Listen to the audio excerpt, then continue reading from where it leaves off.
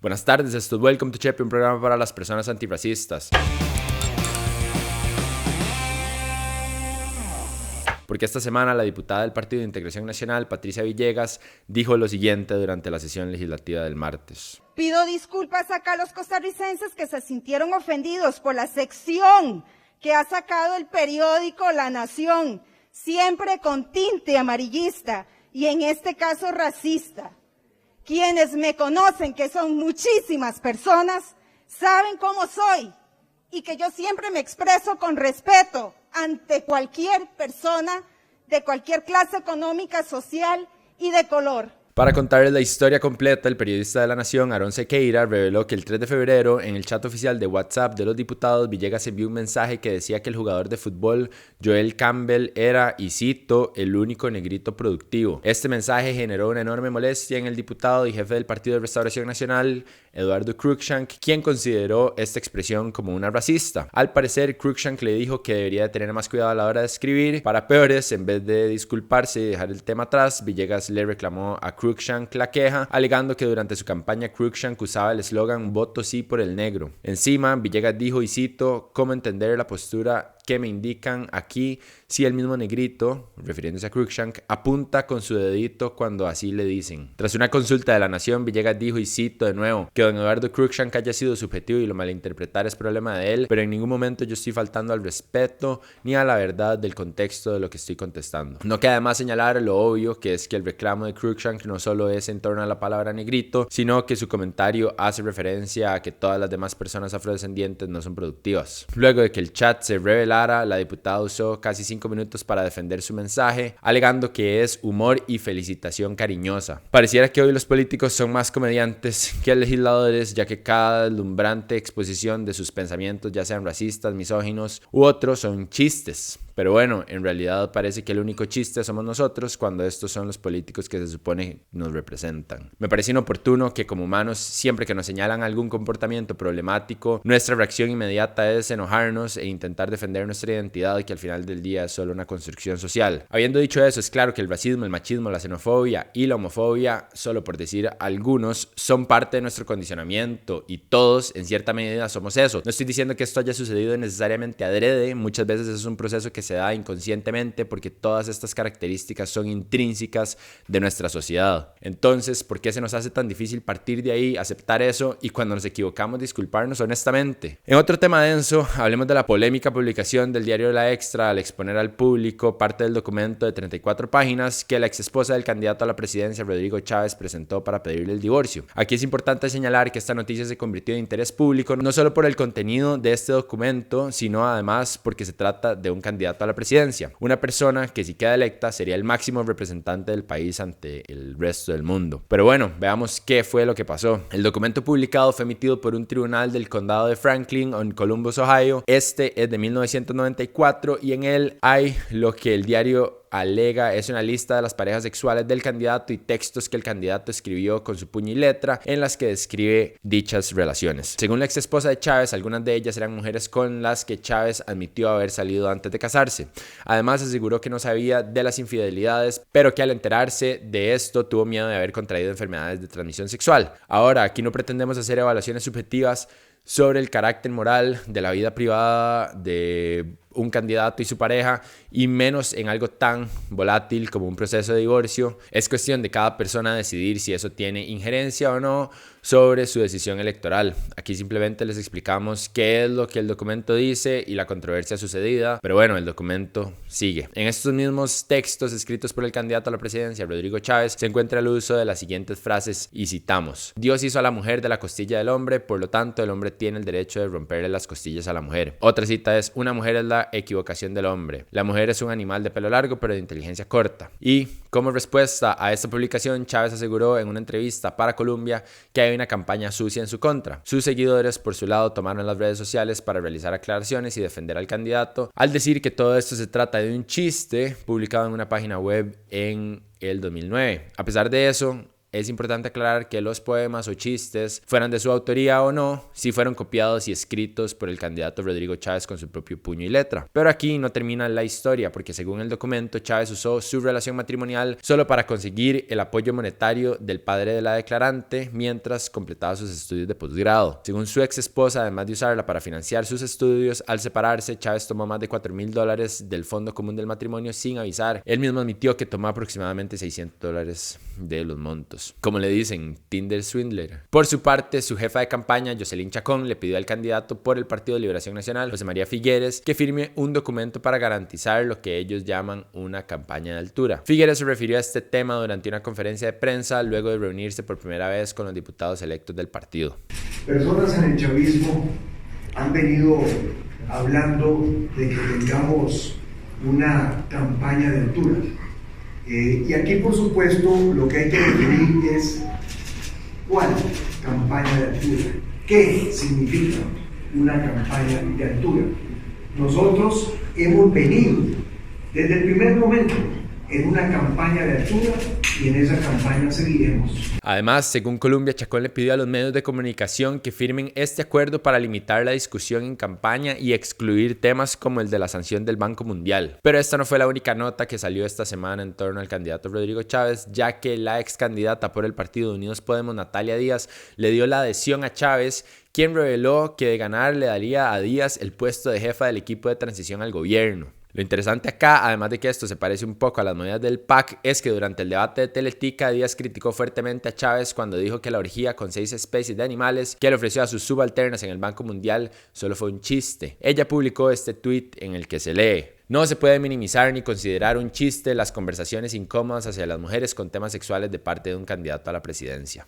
Bienvenidos a Chepe. Parece que la indignación le duró muy poco. En lo personal no me extraña porque, como ya todos sabemos, los intereses personales muchas veces están por encima de cualquier valor o integridad que algunas personas podrían tener en este sistema del cual todos somos parte. Pero antes de que algunos se escandalicen, antes de seguir con lo que claramente es mi opinión y antes de que algunos seres humanos empiecen a dejar sus comentarios en este video desde su fanatismo y con el hígado en la mano, quiero aclarar una vez más que Welcome to Chepe es meramente un resumen de noticias semanal. Nosotros no pretendemos ser la fuente primaria y principal de nadie y siempre los vamos a incitar a que por favor verifiquen, se cuestionen, lean más e investiguen por su propia cuenta. Y si quieren salir indignados a reclamar por qué en este resumen de noticias de la semana pasada no hablamos de Alcatel, los bonos de las minas de oro o el Incofer, si no quieren que hablemos de las noticias controversiales que salen de su candidato, les sugiero no poner en un pedestal a ningún político, menos a uno que le encuentran una nueva controversia a la semana. En otras palabras, en este espacio vamos a hablar sobre noticias y temas que nos parezcan los más importantes de cada semana. Si esta semana hay un tema pertinente sobre un candidato, pues no nos queda más remedio que hablar de lo sucedido. Punto. No vamos a caer en hacer comparaciones y equivalencias falaces. Y para las personas que dicen que estamos súper parcializados, los invito a ver en nuestro canal de YouTube Hasta Ahora, que es un perfil sobre los candidatos a la presidencia. De hecho, tenemos uno sobre la vida de don José María Figueres, donde hablamos sobre los puntos altos de su carrera y los más bajos también. Además, pronto saldrá un video en este formato sobre Rodrigo Chávez. Con eso dicho y volviendo al documento que salió a relucir sobre Rodrigo Chávez, me parece que es un tema bastante delicado y preocupante porque claramente sí es un tema importante y pertinente para las elecciones, porque adivinen qué, el presidente de un país, como ya dijimos, representa a su población y es un símbolo. Además, Costa Rica es el octavo país con más violaciones en el mundo, tenemos un montón de femicidios y de acoso callejero. Entonces sí, a mí me parece que efectivamente el hecho de que un candidato a la presidencia haya escrito algo que refleja lo que piensa sobre las mujeres y tenga una denuncia en el Banco Mundial por acoso sexual son puntos que valen la pena señalar y traer a la mesa para discutir,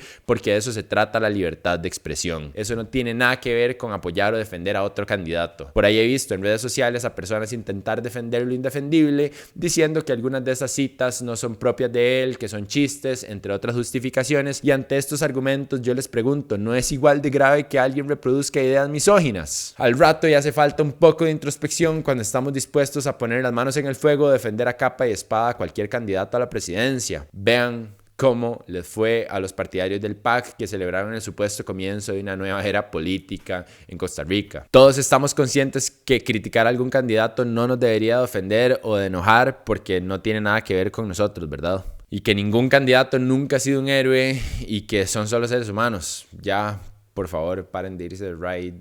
Nadie los va a venir a salvar. Y ya para dejar este tema atrás, me parece muy iluso e indignante que la jefa de campaña del Partido Progreso Social Democrático quiera hacer a medios de comunicación firmar un acuerdo para no discutir estos temas. No, señora, así no funciona esto. La prensa es libre. Nuestro trabajo es hablar de todos los temas en el orden que vengan. Y acá nos sobra destacar que es imposible comparar la importancia de un tema con otro y que todos somos individuos a los que la vida nos afecta de formas diferentes. Decir que un tema es relevante no quiere decir que entonces la crisis económica, el desempleo y la crisis educativa no sean temas importantes también. Claro que son importantes, pero no deberíamos juzgar el voto de otros y mucho menos la subjetividad de la importancia que las personas le den o no al carácter de cada candidato. Si les parece que Figueres es un corrupto pero puede sacar el país adelante, o que Chávez es un acosador misógino pero es el que nos puede sacar de esta crisis, o que las alegaciones de ambos son falsas o de uno o del otro, bueno, eso le corresponde a cada quien decidir. Lo que sí es importante es conocer el contexto de cada candidato y que jamás se nos intente censurar. Esto lo decimos en el contexto que el candidato Rodrigo Chávez ya ha atacado a la prensa y ha inspirado a sus seguidores a hacer lo mismo. Y bueno, eso sería en relación a este tema. Si quieren, agárrense en los comentarios. Pero pasemos a otros temas porque, créanlo o no, la vida no solo se trata de lo que conocemos como política, aunque política es absolutamente todo en la vida. Porque la Auditoría Interna de la Municipalidad de San José presentó un informe en el que queda en evidencia las múltiples irregularidades que se han dado en las contrataciones de obras públicas viales. No digas. Entre los hallazgos del reporte están que en 11 contratos se incumplió el reglamento a la Ley de Contratación Administrativa. En específico, no se agregaron justificaciones de la procedencia de la contratación, tampoco se incluyeron las especificaciones técnicas y características de los bienes, obras o servicios que se requerían, ni se concretaron los procedimientos de control de calidad. También se encontró que en una contratación que se le adjudicó a MECO en el 2014, la administración activa de la Municipalidad de San José estaba consciente que la licitación había vencido. A pesar de esto, eludieron realizar un nuevo procedimiento de contratación administrativa a sabiendas del incumplimiento al reglamento a la Ley de Contratación Administrativa del artículo 208. Por si fuera poco, también se reveló que por cosas de la vida se perdió el expediente de una licitación que se le adjudicó a MECO en el 2017 y en 2 contrataciones se encontraron posibles conflictos de interés. Lo que sucedió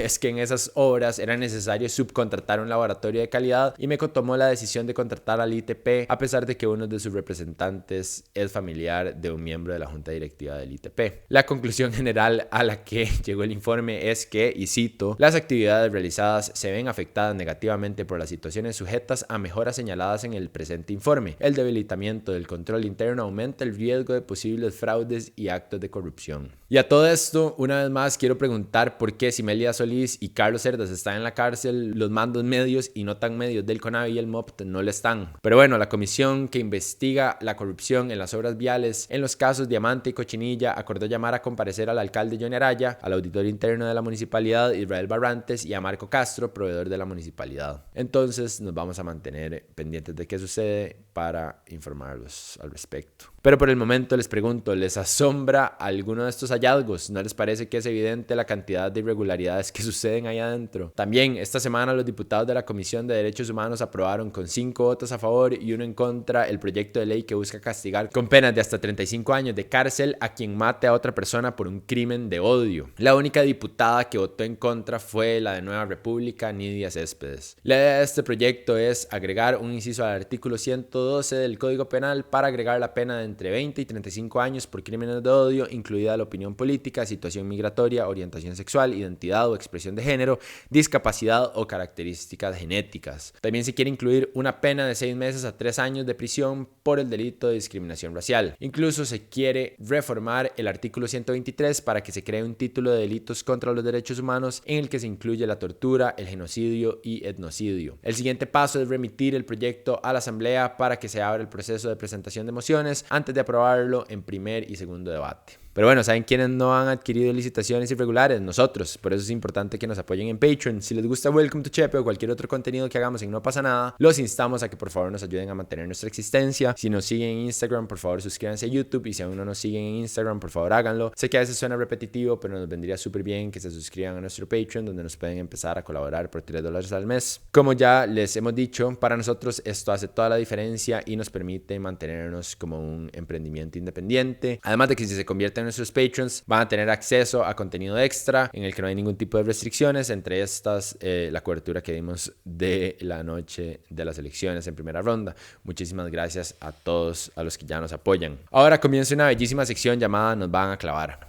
Y es que en una entrevista para el medio La Rueda, el secretario técnico del Consejo Nacional de Concesiones, José Manuel Sáenz, dijo que esperan que el costo de los peajes de la Ruta 27 no aumente en más de un 50% tras la eventual ampliación de la ruta. Ah, bueno, qué salvada, weón. Les recuerdo que actualmente no solo se quiere ampliar la ruta, sino que también se quiere ampliar la concesión con Global Vía por 15 años más. La idea era iniciar la ampliación en septiembre del año pasado, pero como sucede en Costa Rica, el proceso está atrasado y ni siquiera se tiene listo el documento para ampliar el contrato con esta empresa. Esta ampliación va a tener un costo de $646 millones que se va a financiar de dos maneras. El Estado va a dar al menos $150 millones, mientras que el resto va a salir del aumento en las tarifas de los peajes. Qué duro, Jerry, ir a la playa va a salir como en 10 rojos solo en peajes. Pero bueno, los peajes de la 27 no es lo único que va a subir, las tarifas de bus también. La ARECEP ya anunció un aumento del 6,3% en todas las rutas de bus que entraría a regir el próximo mes. Según el intendente de transportes de la ARECEP, Eduardo Araya, este aumento es por el ajuste extraordinario que se hace 2 veces al año. En su mayoría, las tarifas van a subir entre 6 y 53 colones, pero hay algunos casos en los que van a aumentar entre 60 y 210 colones. De hecho, 83 tarifas van a aumentar entre 215 y 435 colones. Y acá no acaba la fiesta de alzas porque Recope ya le pidió a la ARECEP el tercer aumento en menos de 2 meses para el precio de la gasolina. Esta vez se está pidiendo que el litro de super suba 58 colones para quedar en 823 colones, el de regular aumentaría 57 colones quedando en 805 y el de diésel aumentaría en 54 colones quedando en 725 colones el litro. Nada más les recuerdo que la semana pasada entró a regir otro aumento más y según el medio Delfino todo apunta a que el precio de super y regular va a romper el récord desde que se comenzó a hacer un registro de las tarifas en 1994. ¿Qué piensan de todos estos aumentos? ¿Será que este año también va a haber 7 o 8 aumentos en los precios del gas? Y ya que hablamos sobre precios y valores, hace unas semanas les conté que el presidente ejecutivo del Consejo Nacional de Producción, Ángel Jiménez, le advirtió al presidente Alvarado que la deuda de 21.800 millones de colones de la FANAL crece como una bola de nieve y va a ser inmanejable. Ese mismo día les conté que según un estudio financiero hecho por la consultora KPMG, por órdenes de la FANAL y pagado con fondos de Mideplan, el valor real de la FANAL es de 35.000 millones de colones, lo que equivale a 1,4 veces sus ventas anuales. Esta semana el medio de La Nación reveló que dicho informe determinó el precio real e intangible de la marca Cacique. Según el análisis, su valor es de 2.221 millones de colones, lo cual es 17,6 veces más que el valor en conjunto de otras 6 marcas de destilados de la fábrica. Es más, el Cacique genera el 95% de las ventas de la FANAL, siendo el 2020 el mejor año de ventas con 27.151 millones de colones provenientes solamente del Cacique. A pesar de todo eso, según el presidente Alvarado, la FANAL podría quebrar en 10 años, llevándose al CNP en banda. ¿Se debe rescatar o no a la FANAL? ¿Tiene sentido que un estado tenga un monopolio de destilar alcohol? ¿Se debería de permitir la destilación por parte de la industria privada en Costa Rica y también mantener la FANAL al mismo tiempo? Y los invito a debatir y agarrarse otra vez educadamente en los comentarios. Quiero cerrar este episodio contándoles que es posible que se elimine la restricción vehicular sanitaria. A inicios de semana, los diputados acordaron acelerar la tramitación del proyecto de ley para eliminar la potestad del Poder Ejecutivo para establecer la restricción vehicular en vías públicas nacionales y cantonales durante una emergencia nacional. Eso quiere decir que se eliminaría la restricción y la multa de 112.000 colones que se aplicaba por esta falta. En total, la propuesta para eliminar todos los trámites de este proyecto recibió 36 votos a favor y 6 en contra de parte de la bancada del PAC. El siguiente paso es hacer una votación para darle prioridad a este proyecto en la agenda legislativa, pero para eso necesita 38 votos a favor, entonces habrá que ver qué sucede. Sumado a todo esto, el presidente Alvarado anunció que de mantenerse la tendencia baja en casos se podría eliminar las medidas sanitarias en un par de semanas. Entre las medidas que se eliminarían está el distanciamiento social y el uso obligatorio de la mascarilla. Eso sí, dejó claro que la decisión aún no está tomada y que van a dialogar al respecto antes de tomar una decisión, ya que temen la posibilidad de un rebrote. Pero bueno, eso fue todo por hoy. Gracias por ver. Recuerden compartir este video, suscribirse en YouTube, seguirnos en Instagram. Y si aún no lo hacen, que por favor nos apoyen en Patreon. Nos pueden empezar a ayudar a partir de $3 al mes y así sucesivamente. Toda ayuda es bienvenida y hace toda la diferencia. Muchísimas gracias a las personas que ya nos apoyan. Pura vida. Chao.